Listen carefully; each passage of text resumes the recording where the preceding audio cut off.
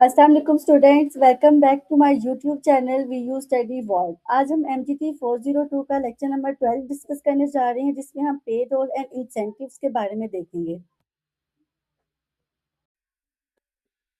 पे रोल और इंसेंटिव्स का मतलब है वर्कर्स को उनकी मेहनत और काम के बदले में वेजेस यानी सैलरी और एक्स्ट्रा रिवॉर्ड्स देना होता है। यानी सबसे पहले समझते हैं कि वेजेस क्या है। वेजेस वो पेमेंट है जो वर्कर्स को उनकी मेहनत और सर्विसेज के बदले में दी जाती है।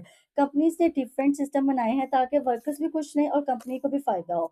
अगर वर्कर खुश है तो वो ज्यादा मेहनत करेगा, प्रोडक्शन बढ़ेगी और पर यूनिट कॉस्ट घटेगी। इसलिए गुड वेज सिस्टम बहुत इंपॉर्टेंट होता है।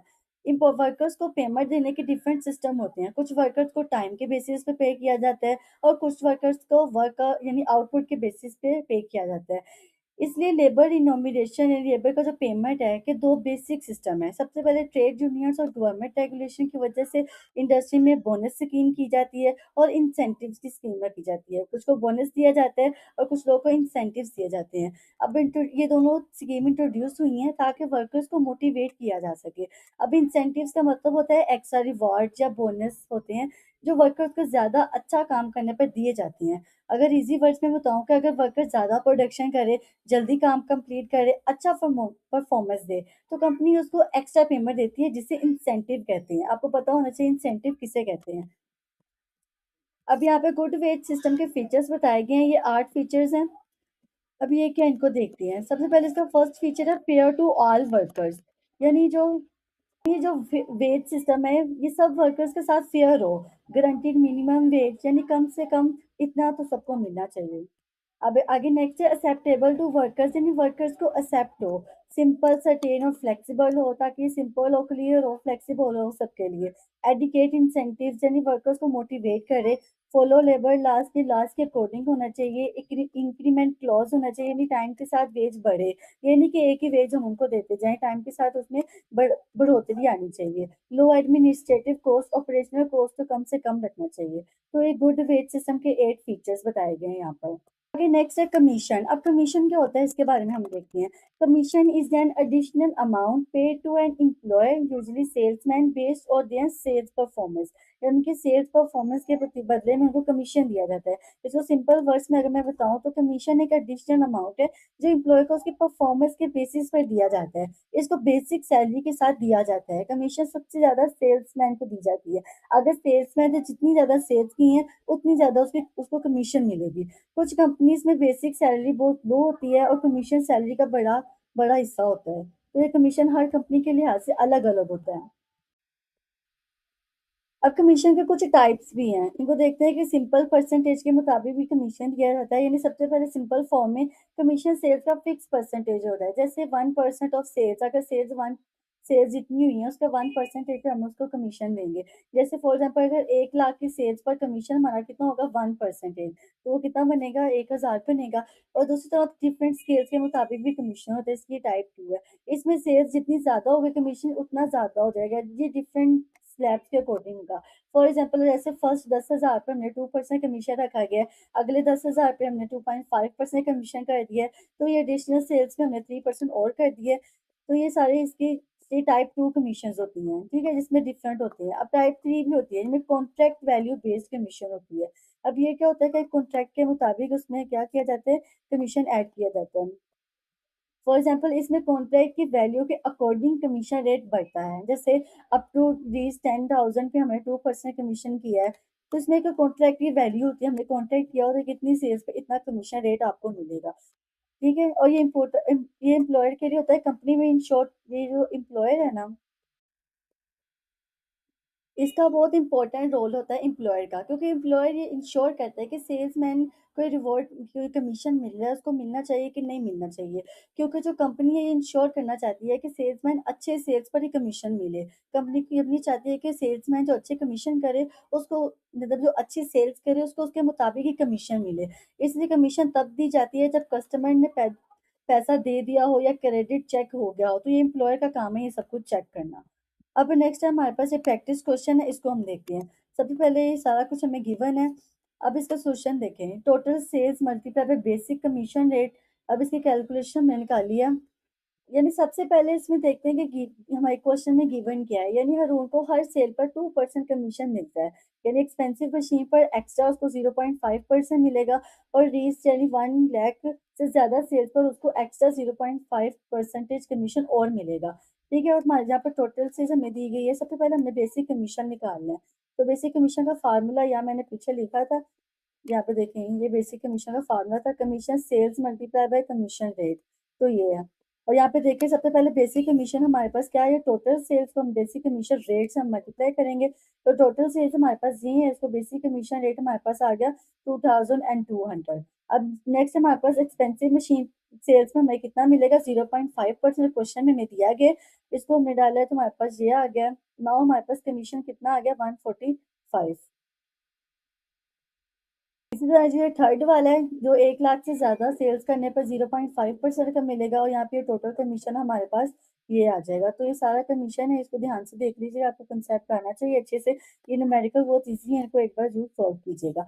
अब नेक्स्ट है हमारे पास शिफ्ट अलाउंस।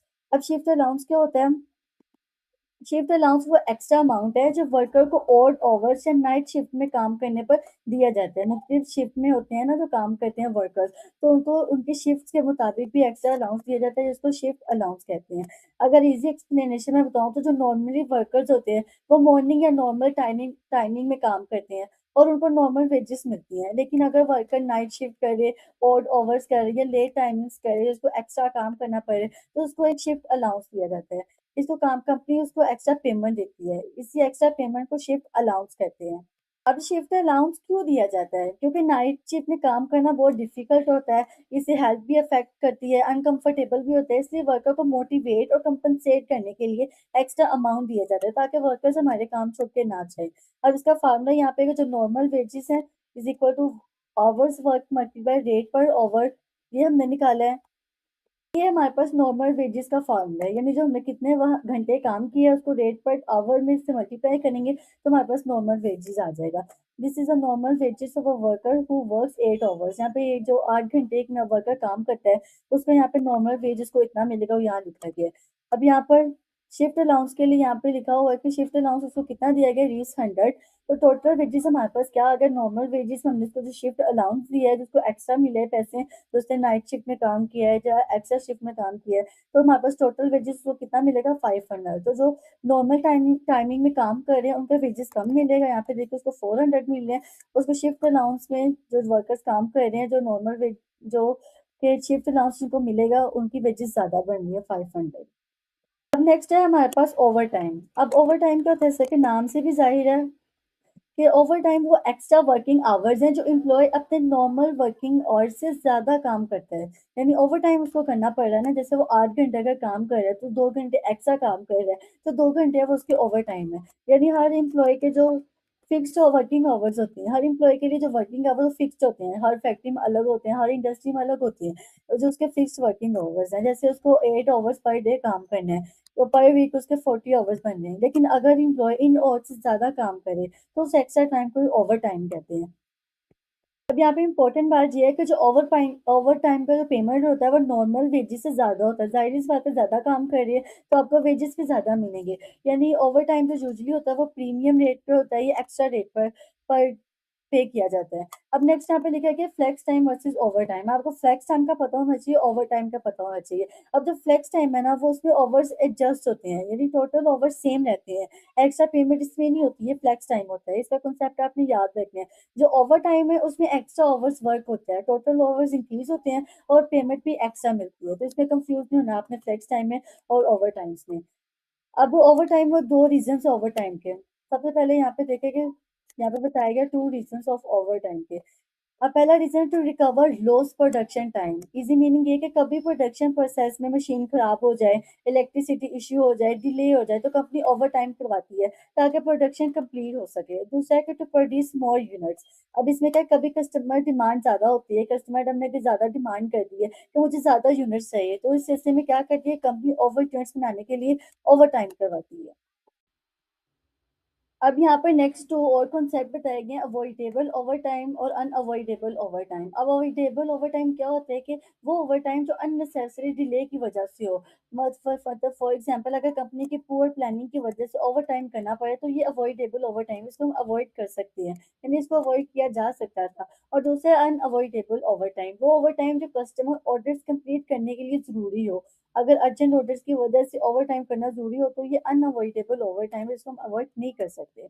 अब नेक्स्ट है हमारे पास यहाँ पर देखें, ओवर ऑयरली पे कैलकुलेटिंग ओवर टाइम पे। अब ओवर टाइम पे को हम किस तरह कैलकुलेट करते हैं? एक ऑयरली पेड वर्कर्स होते हैं, एक वीकली पेड वर्कर्स होते हैं। ऑयरली पेड जिनको एक आवर्स के मुताबिक, घंटों के मुताबिक हम पे किया करती हैं, और वीकली पेड जिनको वीक मतलब वीक के मुताबिक उनका हिसाब किया जाता है। अब इसको देखते हैं हम। अब इसको हम एक प्रैक्टिस क्वेश्चन से देखते हैं। यहाँ पे इंफॉर्मेशन देके हमें सबसे पहले ओवर इतने घंटे काम किए, 60 आवर्स दिए गए हैं, नॉर्मल वेज रेट हमें बताया गया, यानी 50 पर आवर बताया गया, ओवर टाइम हमें बताया गया। अब सबसे पहले अंडर फर्स्ट स्कीम में देखें कि 1 to 5 फोर्स के लिए उसको 1 to 1.5 टाइम्स उसको दिया गया है। तो यहाँ पे हम उसका फार्मूला देखें, ओवर टाइम वेजेस में ओवर टाइम और over time rate multiply, rate multiply हमारे पास ये 1.5 टाइम्स है, यानी कितनी बार हम उसको मल्टीप्लाई करना है। और नॉर्मल वेज रेट बताया गया है। अब नॉर्मल वेज रेट हमें 50 बताया गया है, यहाँ पर देखें ऊपर नॉर्मल वेज रेट हमारे 50 पर आवर है। तो यहाँ पे सबसे पहले फर्स्ट 5 आवर्स के वेजेस हम निकालेंगे, 375 है, और इससे नेक्स्ट 7 आवर्स के लिए हमारे पास ये आया, तो इसको हमने total wages for 12 hours under one first time scheme देख रही तो हमारे पास ये आया। अब अंडर सेकंड स्कीम के लिए वही फार्मूला है, फार्मूला यहाँ मैंने लिख दिया आपकी आसानी के लिए। इसको एक बार वीडियो पॉज करके सॉल्व कीजिए खुद से, ये आसान है बहुत। अब यहाँ पे सिस्टम ऑफ वेजेस बताया गया हमारे पे। बेसिकली हमारे पास दो प्रिंसिपल सिस्टम होते हैं वेजेस के, एक टाइम वेज है, एक पीस ऑफ रेट, यानी पीस रेट और पीस वर्क है। और टाइम बेस्ड सिस्टम वेज का मतलब क्या है? यानी इस सिस्टम में वर्कर को टाइम के बेसिस पर वेजेस दी जाती हैं, प्रोडक्शन के बेसिस पर नहीं। यदि टाइम उसने कितने टाइम किया, अगर वर्कर एक एक घंटा, एक दिन, एक हफ्ता, एक महीना काम कर रहे, तो उसको उस टाइम के अकॉर्डिंग पेमेंट मिलेगी। यहाँ यूनिट्स मैटर नहीं करते, सिर्फ वर्किंग टाइम मैटर करता है। ठीक है, और इसका फार्मूला यहाँ पर देखें कि ओवर्स वर्क, जितने घंटे काम किया, रेट पर ओवर से मल्टीप्लाई करना, तो हमारे पास टाइम बेस्ड वेज आ जाएगा यहाँ पर। अभी एग्जाम्पल भी दी गई है। अब दूसरा हमारे पास पी स्टेट वेज है। अब पी स्टेट वेज क्या है? ये उसका उलट है। इसमें क्या होगा, इस सिस्टम में वर्कर को प्रोडक्शन या यूनिट्स के बेसिस पर वेजेस मिलती हैं। यानी इसमें क्या होता है कि यहाँ टाइम मैटर नहीं करता, यूनिट्स प्रोड्यूस मैटर करते हैं। जितनी ज्यादा यूनिट्स वर्कर बनाएगा उतनी ज्यादा वेजेस उसको मिलेंगी। अब इसका फार्मूला यहाँ पे देखें, इसका formula units produce multiply by rate per unit, यानी जितने से यूनिट्स प्रोड्यूस किए हैं उसके मुताबिक उसको वेजेस मिलेंगे। अब यहाँ पे गारंटीड वेज रेट के बारे में बताया गया, ये क्या होता है? इस सिस्टम में वर्कर को मिनिमम गारंटीड वेजेस भी मिलती हैं। यानी अगर पीस रेट अर्निंग ज्यादा हो तो पीस रेट वेजेस मिलेंगी, पीस रेट अर्निंग कम हो तो मिनिमम गारंटीड वेजेस उनको मिलेगी। वो ये गारंटी करते हैं कि एटलीस्ट आपको इतना तो जरूर मिलेगा। यानी वर्कर को मिनिमम पेमेंट का प्रोटेक्शन प्रोटेक्शन मिलता है, उसको प्रोटेक्शन होता है कि एटलीस्ट उसको इतना तो मिलेगा यहाँ पर। तो ये हमारे पास piece rate with guaranteed rate system होता है। अब नेक्स्ट हमारे पास है प्रीमियम प्लान। अब प्रीमियम प्लान्स क्या होते हैं? प्रीमियम प्लान्स वर्कर्स को एक्स्ट्रा एफर्ट और एफिशिएंसी के बदले बोनस देने के सिस्टम्स हैं। ठीक है, यानी उसको एक्स्ट्रा काम, यानी एक्स्ट्रा उनको बोनस मिलता है यहाँ पर। अब इसके कुछ ऑब्जेक्टिव्स यहाँ बताए गए हैं, इनको रीड करते हैं आसानी के लिए। सबसे पहले प्रोडक्शन इंक्रीज करना। इनके मकसद क्या होता है कि प्रीमियम प्लान्स बनाने का मकसद क्या होता है कि वर्कर्स को मोटिवेट करना ताकि ज्यादा प्रोडक्शन हो। एक्स्ट्रा स्किल का रिवॉर्ड देना। अब हर कस्टमर, हर जो वो होता है वो सेम नहीं होता, हर वर्कर, हर किसी में एक्स्ट्रा स्किल होती है, यानी मेहनती वर्कर्स को एक्स्ट्रा वेजेस देना। वर्कर्स मोरल इंप्रूव करना, ये वर्कर्स को सेटिस्फाइड और मोटिवेटेड रखना, ये प्रीमियम प्लान का मकसद होता है। कॉस्ट को रिड्यूस करना, यानी एफिशिएंसी की वजह से प्रोडक्शन कॉस्ट कम होती है। गुड वर्कर्स को रिटेन करना, यानी अच्छे वर्कर्स कंपनी में स्टे करते रहें, जिस वजह से उनको प्रीमियम प्लान दिए जाते हैं। लॉयल्टी इंक्रीज करना, वर्कर्स सिंसियरिटी और लॉयल्टी से काम करते हैं, इस वजह से लॉयल्टी इंक्रीज करने के लिए प्रीमियम प्लान बनाए जाते हैं। बेटर लेबर मैनेजमेंट रिलेशन, यानी वर्कर्स और मैनेजमेंट के रिलेशन इंप्रूव करना। नेक्स्ट है हमारे पास essential features of sound wage incentive plan. अब कंपनीज इंसेंटिव प्लान भी बनाती हैं ताकि जो वर्कर्स हैं मोटिवेट वर्क और अच्छे से एफिशिएंटली वर्क करें। ठीक है, अब इसमें एक गुड इंसेंटिव प्लान के कुछ फीचर्स बताए गए हैं, इसको आप रीड कर लीजिए कि बहुत ईजी है, ये सेल्फ एक्सप्लेन्ड है। ठीक है, अब नेक्स्ट हमारे पास some important incentive wage plans है। अब कुछ होते हैं time rate based premium plan है, और कुछ पीस सेट यानी वो टाइम के बेसिस से मैं पीछे आपको बता के आई हूँ। और इसके दो टाइप्स हैं, यानी हाल से प्रीमियम प्लान, हाल से वियर प्रीमियम प्लान और रुआन प्लान। अब पीस सेटेड जो बेस प्रीमियम प्लान है उसमें टेलर्स डिफरेंशियल पीस सेट है, और मैरिक के डिफरेंशियल पीस सेट प्लान है। ये सारे इनको टाइप्स को अच्छे से ध्यान से आप देखिएगा। कभी कभार ये शॉर्ट क्वेश्चन में पूछ लेते हैं कि जो जिस हम इम्पोर्टेंट इंसेंटिव वेज प्लान्स बताए, क्योंकि नाम आपको अच्छे से आने चाहिए। अब इसको वन बाय वन हम देखते हैं। अब इसमें सबसे पहले हाल से प्रीमियम प्लान यहाँ बताया गया है, यानी वन लाइन डेफिनेशन इसकी हम देखें तो workers gets normal wages plus 50% bonus of time save. यानी उसको नॉर्मल वेजेस मिलेंगे, उसके बाद 50% टाइम सेव का बोनस उसको वो मिला जाएगा। इस स्कीम के मुताबिक वो ये कहते हैं। अब इसका फार्मूला यहाँ पे देखिए, जो ग्रोस वेजेस हैं time work multiply by wage rate plus 1/2 time saved multiply bye wage rate है। यहाँ पे इसको एग्जाम्पल से सोल्व किया कि यहाँ पे देखते हैं। सबसे पहले हमारे पास जो बेसिक पे फार्मूला है वो टाइम वर्क और डेट को मल्टीप्लाई करने से हमारे पास आता है। और यहाँ पे देखें, जो बोनस पे है वो 1/2 multiply time saved multiply by rate, इन दोनों को हमने कैलकुलेट किया। तो उसके बाद हम इफेक्टिव ओवरली रेट हम निकालेंगे, तो टोटल अर्निंग को डिवाइड कर लेंगे एक्चुअल ओवर वर्क के साथ, जो हमारे पास इफेक्टिव रेट ऑफ अर्निंग आ जाएगा। अब नेक्स्ट हमारे पास है हाल से वियर प्रीमियम प्लान। अब ये क्या होता है? अब इसमें workers get normal wages plus 33.33% bonus of time saved. यानी यहाँ पे कितना बोनस मिलेगा? 33.33% टाइम सेव्ड यहाँ पे मिलेगा। ठीक है, यहाँ पे देखिए, यहाँ पे लिखा भी गया। अब इसकी एग्जांपल देखते हैं। यहाँ पे ये हासली हल्सी वियर प्रीमियम प्लान है। ग्रोस वेजेस का फार्मूला यहाँ पे, जहाँ वहाँ पे सिंपल उसके जैसे यहाँ पे 33.33% आ जाएगा, वहाँ पे 50% लिखा गया है। सेम वैसे ही होना है, इसको कीजिएगा। अब यहाँ पे रुआन प्रीमियम रेट है नेक्स्ट हमारे पास। अब ये कई एक्चुअली शॉर्ट क्वेश्चंस के लिए आ सकते हैं, इसको आपने सबको ध्यान से देखना है। अब रुआन प्रीमियम प्लान में क्या होता है कि workers get bonus according to proportion of time save to the standard time. फिर उसको प्रोपोर्शन मिलता है उसके मुताबिक। यहाँ पे इसका स्टेप वन है, time allowed minus actual time taken divided by time allowed से मल्टीप्लाई बाय 100। तो ये होगा स्टेप टू में, बेसिक पे को हम बोनस रेट से मल्टीप्लाई करने से हमारे पास बोनस पे आ जाएगी। यहाँ पे हमारे पास स्कोर में ग्रॉस अर्निंग, यहाँ पे बेसिक पे हमने निकाली है इस फॉर्मूले के मुताबिक जब हम पीछे पढ़ के आए हैं, और यहाँ पे बोनस पे हमने निकाली है, तो हमारे पास इफेक्टिव डेट हमारे पास ये आ गया। ठीक है, यहाँ पे प्रैक्टिस क्वेश्चन किए गए हैं, प्रॉब्लम ऑफ ओवर टाइम के, ये सारे बताएंगे, इनको ध्यान से आप लोग खुद देखिएगा। आगे वीडियो की लेंथ बहुत लंबी हो रही है, तो इसलिए मैं शॉर्ट शॉर्ट बता रही हूँ। ये बहुत सेल्फ एक्सप्लेनेटरी सारे फार्मूलाज भी हैं, सारे कॉन्सेप्ट भी हैं, इनको ध्यान से देखिएगा। अब यहाँ पे सैलरीड स्टाफ क्या होते हैं ये देखते हैं हम। स्टाफ को बताने से पहले मैं आपको एक बार पीछे जो अभी हमने पढ़ा है इसका एक शॉर्टकट आपको समझा देती हूँ। कंपैरिजन, यानी प्लान हमारे पास तीन प्लान अभी हमने पढ़े, एक हालसी का, एक हालसी वियर का और एक रोवान का। अब हालसी के मुताबिक जो बोनस मिलेगा, बोनस की बेसिस क्या होगी? 50% ऑफ टाइम सेव, यानी टाइम सेव उसने किया उसका 50% हम लेंगे। ठीक है, और हालसी वियर के मुताबिक 33.33% ऑफ टाइम सेव हम लेंगे। और जो रुआन है उसका bonus depends on proportion of time save, उसको कितना बोनस मिलेगा उसके ऊपर किस पे डिपेंड होगा? उसके प्रोपोर्शन ऑफ टाइम सेव के उसके उसके ऊपर ये डिपेंड होगा। तो ये तीनों है, इसको अच्छे से देख लीजिएगा। अब नेक्स्ट है हमारे पास सैलरी स्टाफ। अब salaried staff are employees who are paid a fixed annual salary instead of payment per hour और पर वीक। यानी क्या होता है कि सैलरी स्टाफ को फिक्स्ड ईयरली सैलरी मिलती है, लेकिन अगर ये ओवर टाइम करो तो पहले उनकी ऑनली रेट कैलकुलेट की जाती है।